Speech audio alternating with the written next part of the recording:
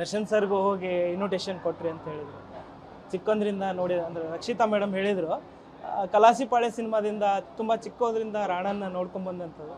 ಅವರು ಕೂಡ ಖುಷಿ ಪಟ್ಟರು ಅಂತ ಹೇಳಿದರು. ನಿಮ್ಮ ಜೊತೆ ಏನು ಹೇಳಿದರು, ಏನು ವಿಶ್ ಮಾಡಿದರು?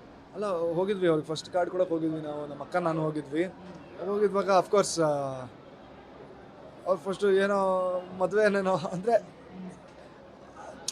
ಅವ್ರಿಗೆ ಅನ್ಸತ್ತಲ್ವಾ, ಏನಪ್ಪ ಮದುವೆನಾ ಅಂತ ಸಡನ್ನಾಗಿ ಆ ಥರ ಒಂದು ರಿಯಾಕ್ಷನ್ ಇತ್ತು. ಬಟ್ ಅಫ್ಕೋರ್ಸ್ ತುಂಬ ಖುಷಿಪಟ್ಟರು, ಆಶೀರ್ವಾದ ಮಾಡಿದ್ರು. ತುಂಬ ಖುಷಿ ಆಗತ್ತೆ ರೀ, ಅವ್ರು ಬರ್ತಾರೆ ಅಂದಿದ್ದಾರೆ, ವಾಪಸ್ ಬಂದು ನಮ್ಮನ್ನು ಆ್ಯಸ್ ಅ ಕಪಲ್ ಆಶೀರ್ವಾದ ಮಾಡ್ತಾರೆ ಅಂದರೆ ನಂಗೆ ತುಂಬ ಖುಷಿ, ಅಷ್ಟೇ, ಇನ್ನೇನು ಹೇಳೋದು. So happy. ಅಂದರೆ ರಕ್ಷಿತಾ ಮೇಡಮ್ ಹೇಳ್ದಂಗೆ ನಾವೆಲ್ಲ ಒಂದೇ ಫ್ಯಾಮ್ಲಿ ಕಣೋ ಅಂತ ಹೇಳಿದರು. ಸೊ ಅದಂಥ ಸಂದರ್ಭದಲ್ಲಿ ಇಂಡಸ್ಟ್ರಿ ಬರೋ ಮುಂದೂ ಕೂಡ ದರ್ಶನ್ ಸರ್ ನಿಮಗೆ ಸಾಕಷ್ಟು ಸಜೆಷನ್ ಮಾಡಿರ್ತಾರೆ. ಸೊ ಏನೇನೆಲ್ಲ ಸಲಹೆ ಮಾಡಿದ್ರು ಅದೆಲ್ಲ ಹೇಗೆ ನೆನಪು ಮಾಡ್ತಿರ್ತಾರೆ? ದರ್ಶನ್ ಸರ್ ಆ್ಯಕ್ಚುಲಿ ಇಂಡಸ್ಟ್ರಿ ನಾನು ಬರೋ ಮುಂಚೆ ನಿಜ ಹೇಳ್ಬೇಕಂದ್ರೆ ನಾವು ಏಕಲವ್ಯ ಎಲ್ಲ ಪ್ಲ್ಯಾನ್ ಮಾಡಿದ್ವಿ, ಅದೆಲ್ಲ ಅದರ ಪಾಡಿಗೆ ಇದಾಯಿತು.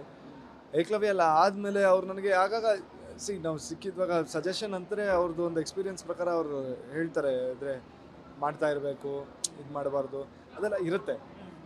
ಸೊ ನಾವು ಎಷ್ಟಾಗತ್ತೆ ಅವರು ಆ ಸ್ಥಾನದಲ್ಲಿ ಅವ್ರ ಎಕ್ಸ್ಪೀರಿಯನ್ಸ್ ಇಟ್ಕೊಂಡು ನಮಗೆ ಸಜೆಸ್ಟ್ ಮಾಡ್ತಾರೆ. ನಾವು ಎಷ್ಟಾಗತ್ತೆ ಅವ್ರ ಮಾತು ಕೇಳ್ಬಿಟ್ಟು ಟ್ರೈ ಮಾಡ್ತಾಯಿದ್ದೀವಿ. ನೋಡೋಣ, ಅವ್ರ ಆಶೀರ್ವಾದ ಇದೆ, ನಿಮ್ಮ ಆಶೀರ್ವಾದ ಇದೆ, ನಮ್ಮ ಮೇನ್ ಜನರ ಆಶೀರ್ವಾದ ಇದೆ. ನೋಡೋಣ ಎಲ್ಲ ಹೆಂಗೆ. ಈಗ ಮದುವೆ ಅಂದಾಗ ಈಗ ಒಂದು ಸಿನಿಮಾ ಆಯಿತು, ಸಕ್ಸಸ್ ಆಯಿತು, ಮತ್ತೊಂದು ಸಿನಿಮಾ ಈಗ ಅನೌನ್ಸ್ ಆಯಿತು, ಅದೇ ಸಂದರ್ಭದಲ್ಲಿ ಮದುವೆ ಇದಾದ್ರು, ಹೇಗೆಲ್ಲ ಮ್ಯಾನೇಜ್ ಮಾಡ್ತೀರಿ? ದರ್ಶನ್ ಸರ್ಗೆ ಏನಂದ್ರೆ ಅಂದರೆ ಇನ್ನೂ ಕೆರಿಯರ್ ಇನ್ನೂ ಇದನ್ನು ಮಾಡ್ಕೋಬೇಕಾಗಿತ್ತು, ಅಥವಾ ಇವಾಗಲೇ ಮದುವೆ ಏನಂತ ಆ ಥರ ಏನಾದರೂ ಹೇಳಿದ್ರೆ? ಆ ಥರ ಎಲ್ಲ ಏನೂ ಹೇಳಿಲ್ಲ ಪಾಪ. ಈ ವಾಸ್ ಬರೀ ಅವ್ರಿಗೆ ಅವ್ರು ಖುಷಿಯಾಗಿದ್ರು ಅಷ್ಟೇ, ತುಂಬ ಹಾರ್ಟ್ಫುಲ್ಲಿ ಖುಷಿಯಾಗಿದ್ರು. ಮದುವೆ ಆಗ್ತದೆ, ವೆರಿ ಗುಡ್. ಆಮೇಲೆ ಅವ್ರಿಗೆ ಗೊತ್ತು ಅಲ್ವಾ, ನಮ್ಮ ಸಿನಿಮಾ ತರುಣ್ ಸುಧೀರ್ ಸರ್ದು ಪ್ರೊಡಕ್ಷನಲ್ಲಿ ಸಿನಿಮಾನು ಶುರು ಆಗ್ತಿದೆ ಅಂತ. ವೆರಿ ಗುಡ್, ಅದ್ರ ಬಗ್ಗೆನೂ ಹೇಳಿದ್ರು, ವೆರಿ ಗುಡ್ ಮಾಡ್ತಾ ಇದೆಯಾ, ಸೂಪರ್ ಅಂತಲೇ ಹೇಳಿದ್ರು. ಅದ್ರ ಬಗ್ಗೆನೂ ತುಂಬ ಖುಷಿಪಟ್ಟರು. ಇಲ್ಲ, ಮದುವೆ ಆದಮೇಲೆ ಬ್ಯಾಲೆನ್ಸ್ ಅನ್ನೋದು ಅದ್ರ ಬಗ್ಗೆ ಅವರು ಏನೂ ಹೇಳಿಲ್ಲ. ಬಟ್ ನನಗೊಂದು ನಾನು ಹೇಳೋದೇನೆಂದರೆ, ನಾನು ಈ ಹುಡುಗಿ ಜೊತೆ 7 ವರ್ಷ ಟ್ರಾವೆಲ್ ಆಗಿದ್ದೀನಿ.